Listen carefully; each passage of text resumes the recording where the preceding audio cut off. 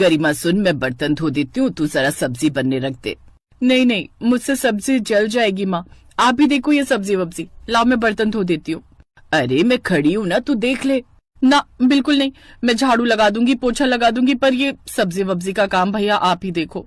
अरे तेरे ससुराल में भी मैं खाना बनाऊंगी क्या? चुपचाप यहीं खड़ी रहे और सब्जी बना, जब देखो बहाने बनाती रहती है। गीता की बात सुनकर उसकी बेटी गरिमा ने कढ़ाई में तेल डाला, मसाले डाले और फिर आलू और मटर भी डाल दिए और फिर बारी आई पानी डालने की। गरिमा ने धीरे धीरे और हिसाब से पानी डाला और सब्जी को एकटक देखने लगी। तभी अच्छा सुन, मैं जरा छत पर कपड़े सुखाने के लिए डालकर आती हूँ, सब्जी देखती रहना, ठीक है? हाँ ठीक है माँ। गीता के जाने के बाद काफी देर तक गरिमा सब्जी को घूर घूर कर देखती रही और फिर जब वो बोर होने लगी तो उसने मोबाइल खोला और उसमें फनी वीडियोस देखने लगी। वीडियो देखकर वो बस हंसे जा रही थी, इसमें कैसे वक्त गुजरा उसे पता ही नहीं चला।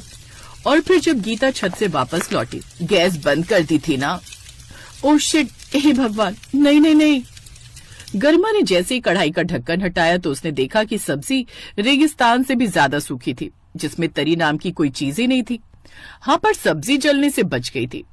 Thank God. देखो माँ, सब्जी जलने नहीं दी मैंने, बिल्कुल परफेक्ट बने आलू मटर। देखो, परफेक्ट की बच्ची, इसकी तरी कहाँ गई है?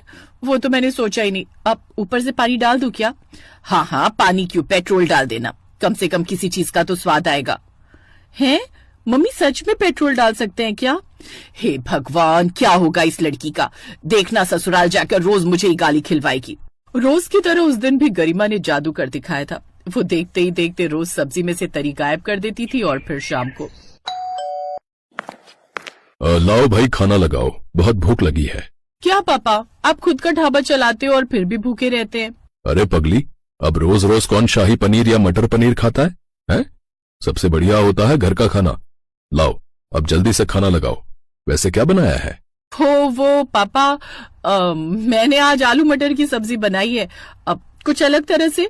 वाह, आलू मटर, तो एक काम करो, रोटी के साथ साथ चावल भी ले आओ। नहीं नहीं पापा, आप भरोसा रखो, आपको चावल की जरूरत ही नहीं पड़ेगी, अब रोटी से ही मजा आएगा आपको। तो उसमें बिना तरी के आलू मटर देखकर उसके पिता महेश का तो चेहरा ही उतर गया। लाख कोशिशों के बावजूद गरिमा तरीदार सब्जी बना ही नहीं पाती थी और उसकी वजह थी उसकी फोन देखने की आदत। ऐसे ही वक्त गुजरता गया और फिर गरिमा की शादी हो गई। लेकिन दिक्कत ये थी कि उसके ससुराल वाले खाने के मामले में बहुत सख्त और नक चढ़े थे। और फिर गरिमा की पहली रसोई के दिन। ये लीजिए पापा जी, ये मटर पनीर, ये आलू मटर और ये तुरई की सब्जी है। पर बहू, ये सब इतना सूखा सूखा क्यों है भाई?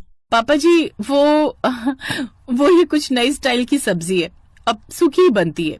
चलो आज तो ठीक है, पर बहू कुछ तरीदार भी होना चाहिए। अब बताओ, इन सूखी सब्जियों से हम चावल कैसे खाएं? सॉरी मम्मी जी, मैं कल से ध्यान रखूंगी। गरिमा को उस दिन बहुत बुरा लगा और उसने तय किया कि वो आगे से तरी का ख्याल रखेगी। अगले दिन उसने बढ़िया अंडा करी बनाने की सोची। उसने कढ़ाई में मसाले, पानी और अंडे डाले और उसे प्लेट से ढक दिया। लेकिन कब उसके हाथ मोबाइल तक पहुंच गए उसे खुद मालूम नहीं चला। फिर जो होना था वो हो ही गया। अंडे जलने से तो बच गए, लेकिन अंडा करी की तरी ऐसे उड़ गई जैसे गधे के सिर से सींग। मर गई, आज तो पक्का मर गई, अब नहीं बचूंगी।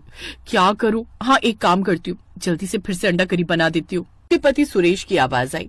गरिमा, मैं और पापा जी लेट हो रहे हैं, जल्दी खाना लाओ भाई। गरिमा ने कांपते हाथों से अपने ससुराल वालों के सामने सब्जी ले जाकर रख दी। न उसमें करी थी और न तरी।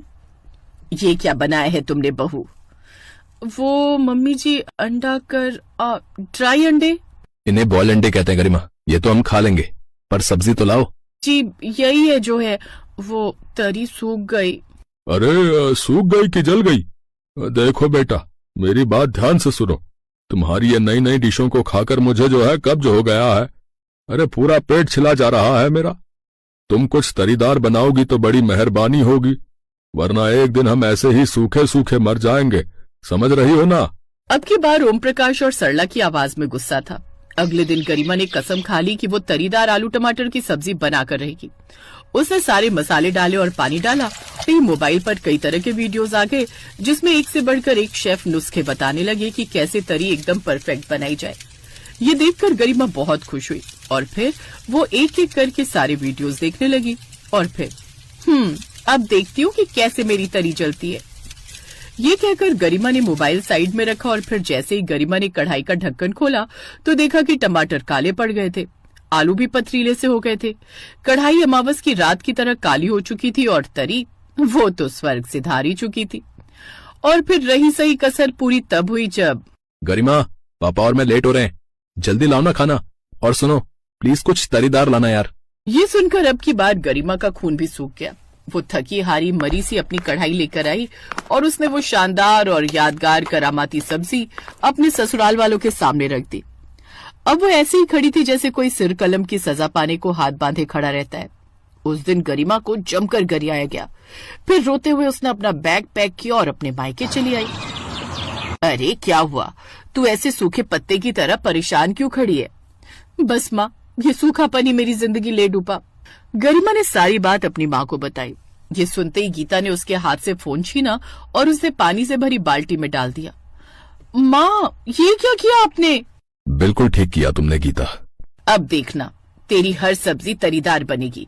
अब उठा अपना बैग और चल, तुझे तेरे ससुराल छोड़कर आते हैं। ससुराल पहुंचकर गरिमा की माँ गीता सबके सामने हाथ जोड़कर खड़ी हो गई। बहन जी, इसे माफ कर दो, आगे से ये ऐसी गलती कभी नहीं करेगी। अरे पर बहन जी, इससे तरीदार सब्जी बन ही नहीं सकती कभी। बनेगी बनेगी, देखना आज से ही बनेगी। इसकी माँ ने सब सिखा दिया है, विश्वास कीजिए।